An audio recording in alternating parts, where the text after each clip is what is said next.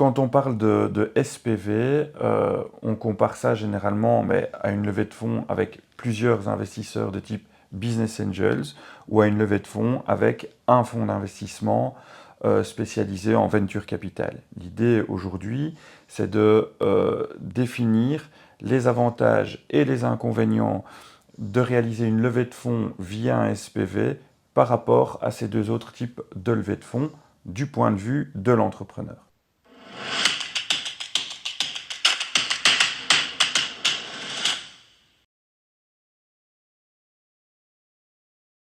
Alors l'avantage principal pour moi, il se situe au niveau de l'association. Quand on travaille avec un SPV, on crée une société spécifiquement pour une levée de fonds.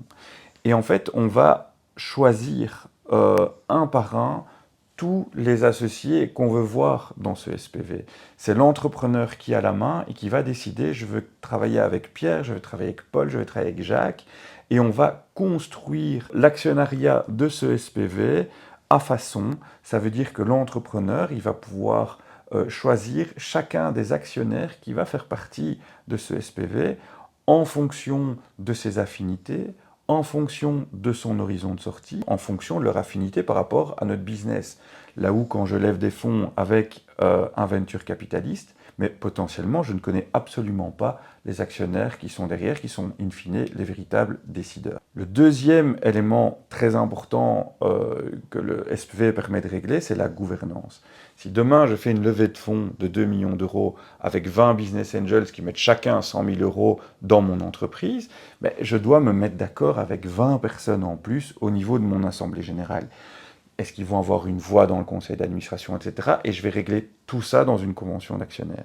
Alors que si je crée un SPV et que l'ensemble des actionnaires investissent dans ce SPV, ils vont devoir se mettre d'accord au sein de ce SPV. Ça veut dire qu'ils vont nommer entre eux la personne dans laquelle ils font le plus confiance, qui a le plus d'affinité avec mon entreprise. C'est cette personne qui va les représenter au niveau de l'Assemblée générale et au niveau en général du conseil d'administration aussi.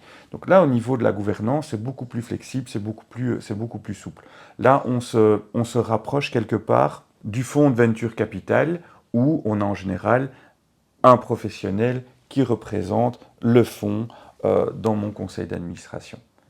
Alors en général, cette personne, elle est rémunérée par l'entreprise pour sa fonction d'administrateur et elle est éventuellement rémunérée par le SPV pour sa fonction de représentant du SPV. Donc là, on a quelque part les avantages du fonds d'investissement qui est cette voie unique et on a aussi les avantages de travailler avec des business angels qui ont choisi mon dossier et ce n'est pas un comité d'investissement qui a choisi de travailler avec moi, c'est directement les actionnaires qui l'ont choisi. Il y a quand même, il faut le dire, un inconvénient au niveau du SPV par rapport aux deux autres possibilités, c'est que le SPV, il est un petit peu plus difficile à mettre en place.